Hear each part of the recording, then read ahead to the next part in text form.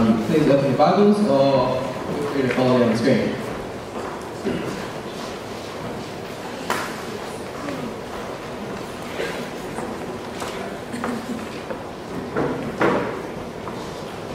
Alright, verse 34. Hearing that Jesus had silenced the Sadducees, the Pharisees got together. One of them, an expert in the law, tested him with this question: Teacher, what is the greatest commandment in the law? Jesus replied, love the Lord your God with all your heart and with all your soul and with all your mind.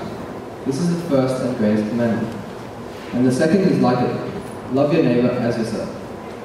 All the law and the prophets hang on to these two commandments. I'd like to invite Pastor William. And the title is the J-UIO Creed.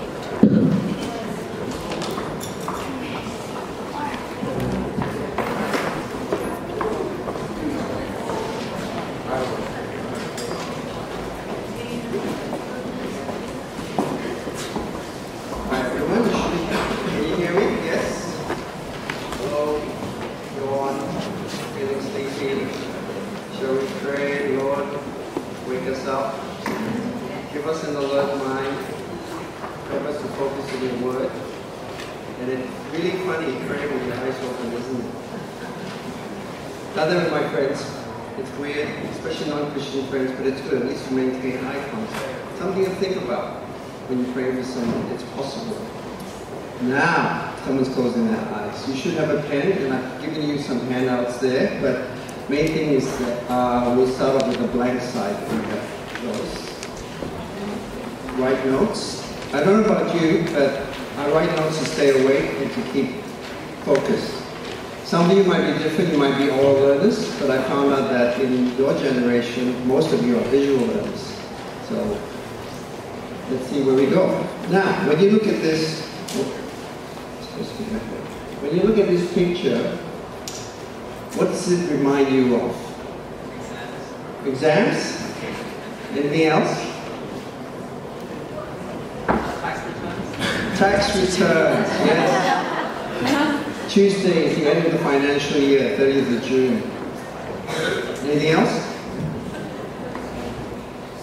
Exams. Well, it is sort of.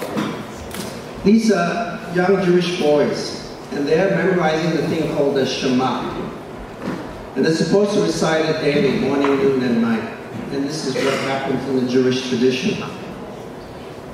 So according to specialists of modern Jewish devotion, the Shema is the first prayer that Jewish children learn by heart, and they have to learn how to recite it. It's almost like the Our Father prayer, or when I went to Catholic school, it was the Hail Mary. So those are things that you learn by heart, and then you memorize that. It's almost like most kids, we learn how to say thank you and please, right? Except I've learned working in youth ministry, it's very rare that high schoolers ever say thank you. And please only when you tell them. But such is life working with the next generation. But the Shema is important for the Jew because it is, let me use this word, quintessential expression. Don't you love that? The quintessential expression of the most fundamental belief and commitment of Judaism. It's the core. And it comes from Deuteronomy 6:4-5. So if you look at the next slide, the Shema says, "Hear, O Israel," you're probably familiar with this, "the Lord is our God, the Lord is one." Very simple, and it goes on. But now, let's go back to the passage that was read, Matthew 22:34-30. You can keep that open if you want. We've read this so many times. Most of us know this. Love the Lord your God with all your heart, all your mind, all your soul, all your strength. And love your neighbor as yourself. We know it so well when we read it, it'll just pass over so easily. But I want you to think about it as you read that. I'd like you to use the paper in front of you to list down 3 to 5 priorities, your top priorities in life at the moment right now. In particular, when it's school holidays and you happen to be from the male species, I know what is the top priority that you would put right at the top there. Other than sleep, it'll be gaming.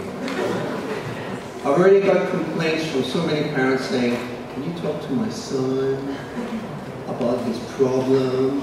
And I said, what do you want me to talk about? Is it about a girl? No, it's never about a girl. It's always about a computer. The computers have replaced the opposite gender as focus of interest. It's fascinating. We love our machines more than our mate. So, I want you to write down your top 3 to 5 priorities, particularly now with the school holidays, because it's going to be your focus. And then answer the questions that you have. Who asked the question in this passage? These are very basic questions. And then in the context, think about it. Who asked this question? And then when you read the context, you suddenly realize, hey, here's one of 3 different groups of people that asked Jesus a question. I love this passage because it starts with the parables. And then you've got 3 different groups of people questioning and testing Jesus. And this is the 3rd one. And then you end up with Jesus asking a question. I just love that. What's the motive? Why did this person, whoever this person is, in the beginning of the passage, why did he ask this question? What was the question? Yeah, what was the question? What was Jesus' answer? What does this passage teach us about priorities? Does it teach us about priorities, or does it teach us about something else? And what does it teach us about ourselves? Now, a lot of these questions, particularly the last 2, is actually the subject of another talk. So, if you're interested, I may come back and give you that talk. Where I'm at the moment, I haven't given them that talk yet. We've gone through further on the actual passage and gone deeper. That's what we've done. Anyway, questions to think about.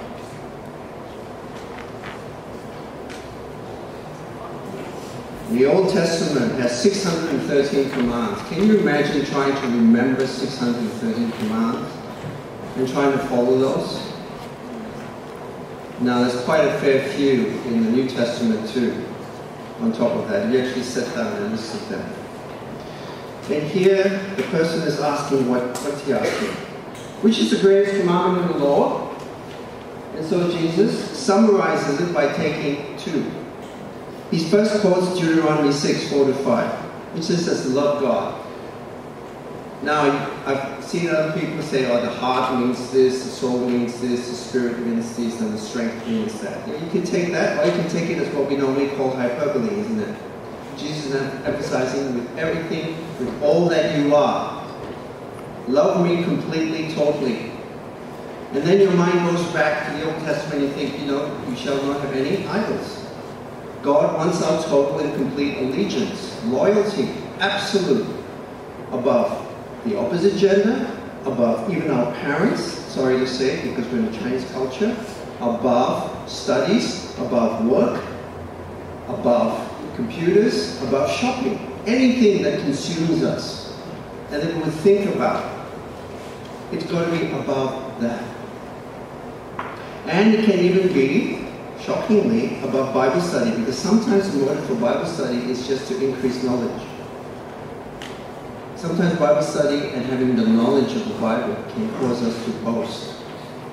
So we have to be careful about that too in our lives. Above all else, we're to love God totally. And you're thinking, how do I do that? Does that mean I have to spend 5 hours a day in prayer and quiet time and devotions? Sounds like a waste of a life. Which is interesting because that is what is recited called the Shema, love God totally. Now this is what Jesus does. He then goes on to say about the second one, and Jesus transforms and changes the Shema into what I call the Jesus Creed. This guy called Scott McKnight, he wrote a book called the Jesus Creed, and he talks about this. And he adds that phrase from Leviticus 19:18 called, love your neighbors as yourself. That doesn't mean you've got to learn how to love yourself first. It means that you know how to love yourself. We all know how to look after ourselves.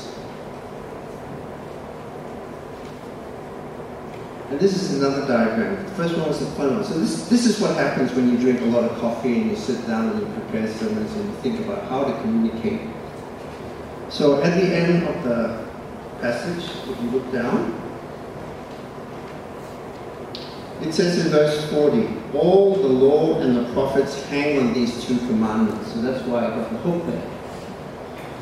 So all 613 Old Testament commandments summarize into these two commandments, which is supposed to be the greatest and most important hangs. Those two commandments are the hook. So Jesus adds first and most important. It is of supreme importance, as I've said before. The second is like it. Matthew only says this.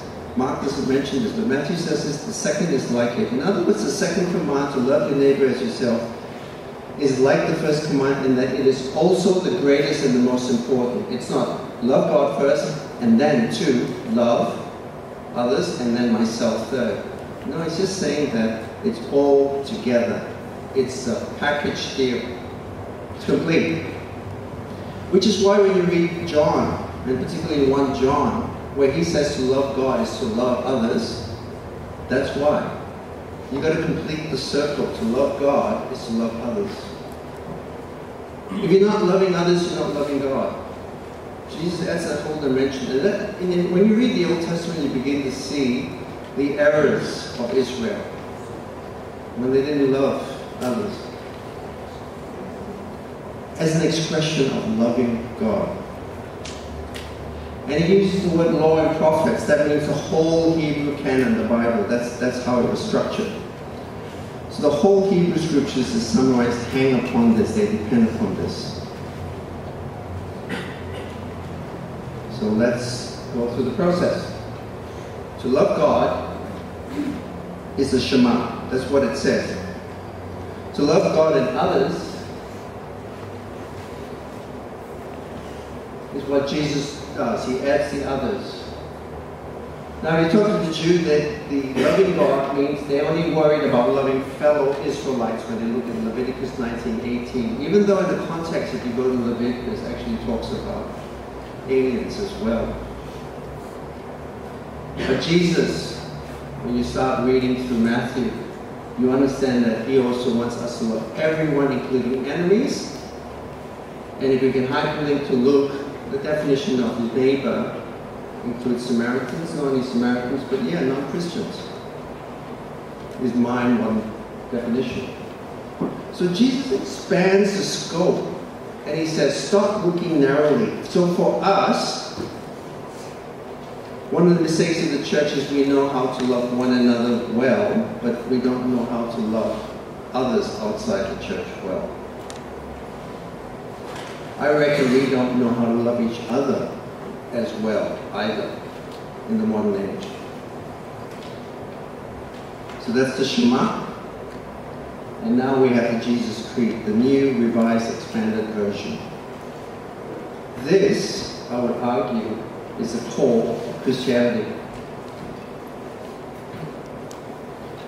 If I was to look at you, if I was to look at myself in the mirror as well, and I wanted to know, am I a Christian?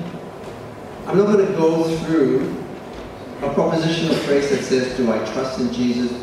You know, we reduce the gospel that Jesus died for me.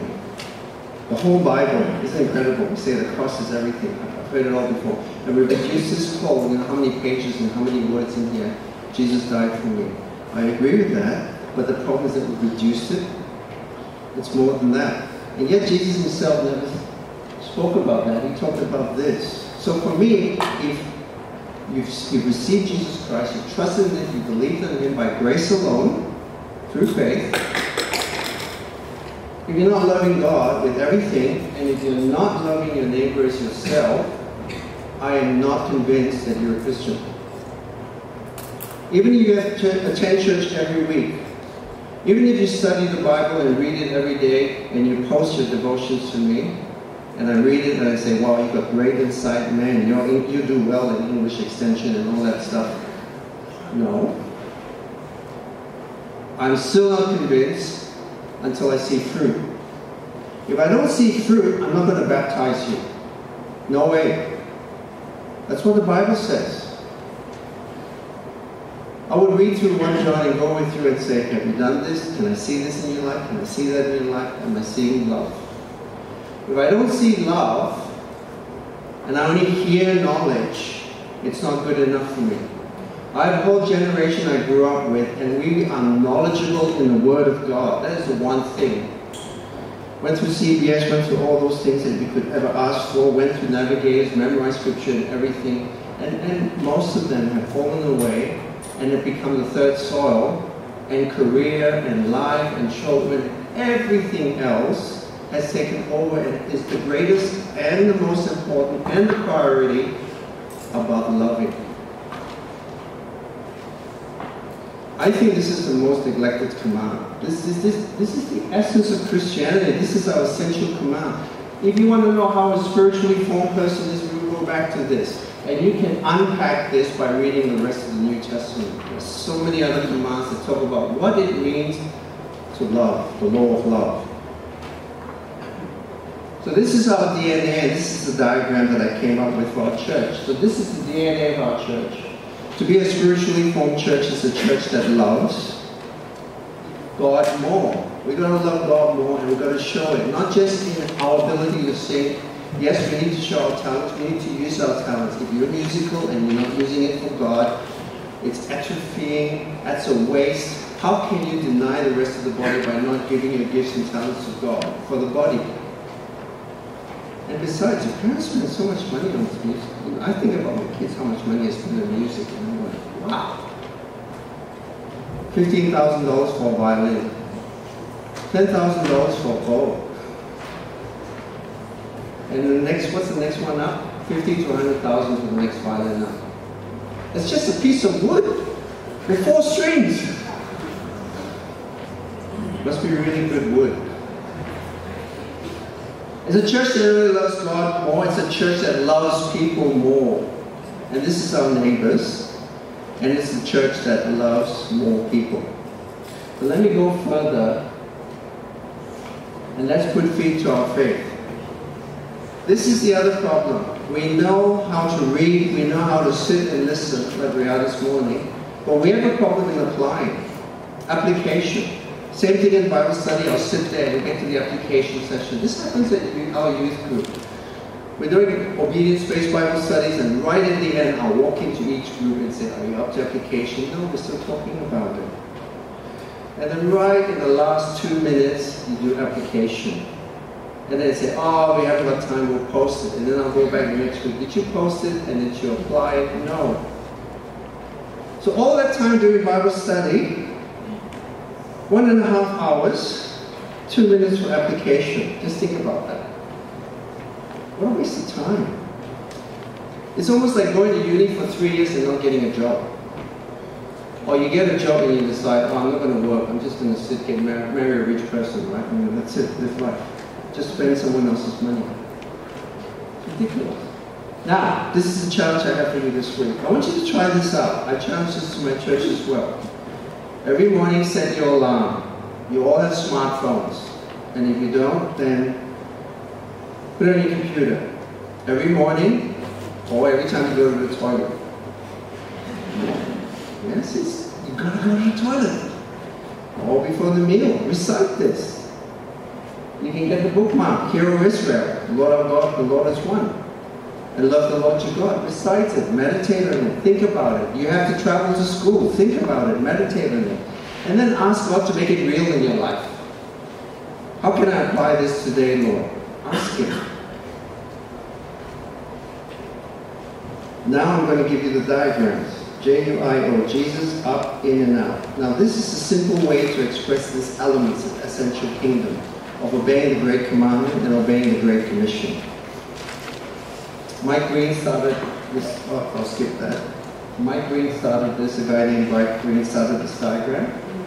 And this guy, that's his name, Chuck Wood, then developed it. So we live in a world where someone will come up with a concept and other people will develop it. I love that. That's exciting to see that we talk about open source software. Well, now we've got open source concepts, biblical concepts. I think that's exciting. So this is the DNA for Christian living. If there is one app you're going to carry in your heart, this is the app you're going to carry. This is the visual image that you're going to carry for the rest of your life. Jesus. Now, the triangle is pointing down because this is what we receive. One of the things that I've discovered in my own life and in many of my friends' lives is that we hear the command to love God and hear the command to love others, but we forget that before that, when you read Deuteronomy, God talks about how He loved Israel, how He brought them out of Egypt, out of grace and mercy. And what I've discovered is that we haven't fully or really understood what it means to be loved by God. And we haven't experienced the love of God. Now, I'm not going to blame parents on this, but my love language and my parents' love language are different, and they couldn't give me the warmth and affection I wanted as a child. It's not their fault, but they did show love in a biblical way. Now, the Chinese have a wonderful way of showing love by making sacrifices. That's what Jesus did. It's just that I grew up in a Western society where you want warmth, love, hugs, someone to talk to you, and you've got this silent Asian father type that doesn't talk to you. You go, Dad, talk to me, tell me your life story. Son, go and study. So, that's the story of my life. That's why an intimate relationship with the Father God for me is so important, because I grew up without that intimate relationship with God. It's changed the way I parent. Probably too much, because I think my kids will tell me, you talk too much, Dad. So I'm trying to hold back. Anyway, quickly. Obviously, Jesus is our cornerstone. Jesus is our foundation. We read that in 1 Corinthians 3:11. We know all this stuff. We know that Jesus is our vine and our life source. And I love this verse, because I am the vine, you are the branches. He who abides in me and I in him, he is that bears much fruit. If you're not abiding in Jesus, you're not bearing much fruit. And it says at the end, for apart from me, we can do nothing. Nothing. Nothing of eternal significance or value unless you're in it. And Jesus said, John 14:6, I am the way, I am the truth, I am the life. No one comes to the Father except through me. There's no way you're going to reach to the Father and have that intimate relationship with God and to experience God's love unless you go through Jesus. You've got to connect with Jesus every day. We're connected to phones every day. I look at my kids at night, they're on the iPad or on the phone. In the morning, they're on the iPad and the phone. That's the first go-to place. Before anything else, you might have physical urges, but this is the first thing they would go to. So, to me, maybe Jesus ought to be the first thing to talk to. So one of the things I do, for example, is wake up in the morning and say, Jesus, thank you for a beautiful day. Today is the day that you have made. I'm going to rejoice and be glad in it. Yesterday I had a horrible day, and so this morning I had to say that because God, make this day a better day. I had a horrible day yesterday. I was miserable, I was depressed, I was angry, I was upset, I was frustrated. I went through all the negative emotions. So this morning I said, got to change, not just for Beverly Hills, but I just need you to be in my life today, because yesterday I forgot about you, and it was so messy. And at the end of the day, I was thinking last night, where is God in my life? And I said, I'm advising everyone about this, and here I am, missing God in my own life, and that's why I couldn't handle all the emotions and stuff. Could also be because I'm tired, and God was saying, rest. So Christ Center says that we're a new creation, and Galatians 2:20 says that we're been crucified with Christ. So Jesus is at the center. Now you've got questions, and this is the questions that you need to go through. This is really important. Is Jesus a priority or the priority in your life? Is he your king, master, boss? And you don't just say it. Not everyone who says to me, Lord, Lord, will enter the kingdom of heaven. I've read that so many times, but now in my old age, I realize that Jesus was serious when he said that. Just because I said the sinner's prayer, David Platt says the same thing. Just because I say the sinner's prayer does not make me saved. No fruit means there is no salvation. And you cannot produce fruit on your own. You can only do it in Jesus. Somehow you've got to abide, remain, and connect with Jesus.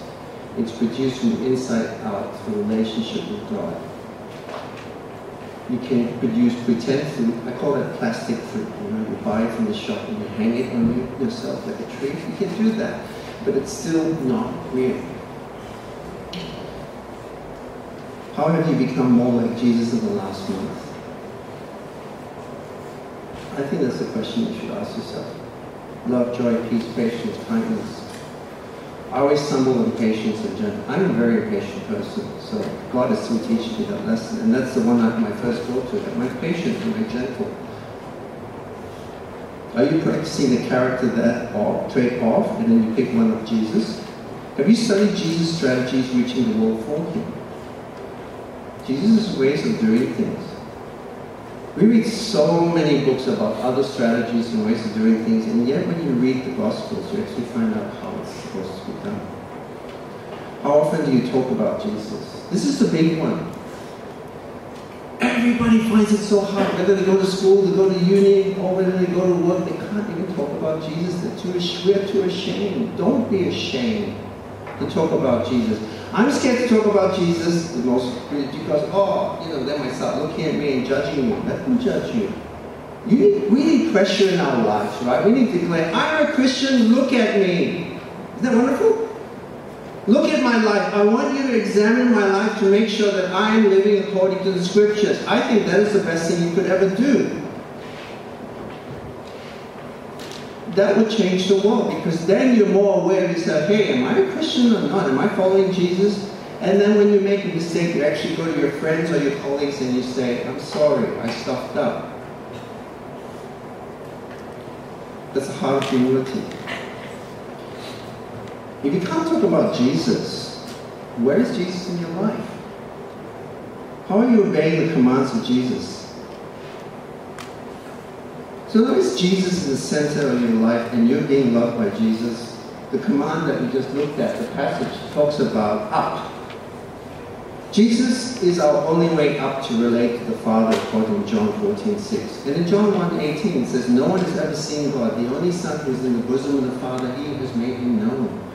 Only Jesus can reveal God in his full glory, and Jesus is the glory of God.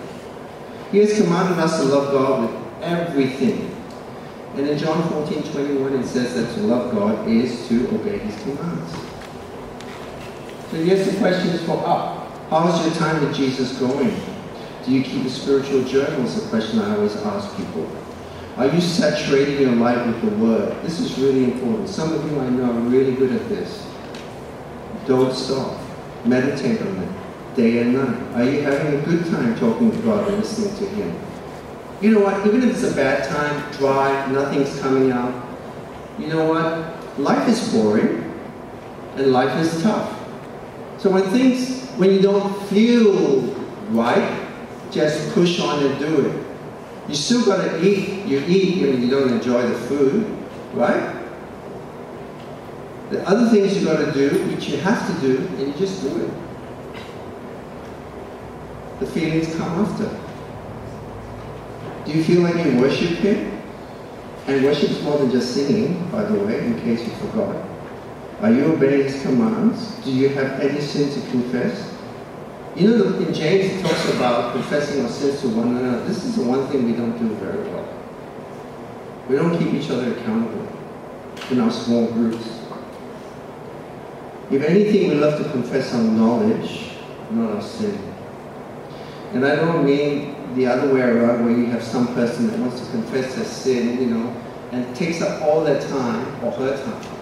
He or she takes up all the time in the group just to get the comfort and for you to say, there, you poor thing. Don't come to me for counseling. I don't do well at counseling. I can consult and I can coach and I can tell you what to do. they're hypocrites. I've learned that that is a very sinful way of thinking. I should be looking at how can I help them become more like Christ. So you reframe. We should be helping each other love one another more. If we see someone not loving one another, then our job is to actually go by the side and help that person love more. Because that's what it says in Hebrews 10, 24, 25, isn't it? Stir up, provoke one another to loving good works. So are you experiencing encouraging fellowship? Is it encouraging or is it a gossip fest? In the name of prayer. Someone starts to gossip, you have to say that word, stop. It's really important. Boys do it too, I realize. Stop. Don't say anymore. I don't need to know that. That's between you or that's another person. Tell me about yourself. You're doing Bible study? Don't share about someone else who didn't do this or did that. Share about yourself. Does that make sense? Share about yourself. This is what happened to me. This is what I struggle with. I. That's what you do to share about how God is working in your life. Don't just pick on someone to avoid yourself looking at the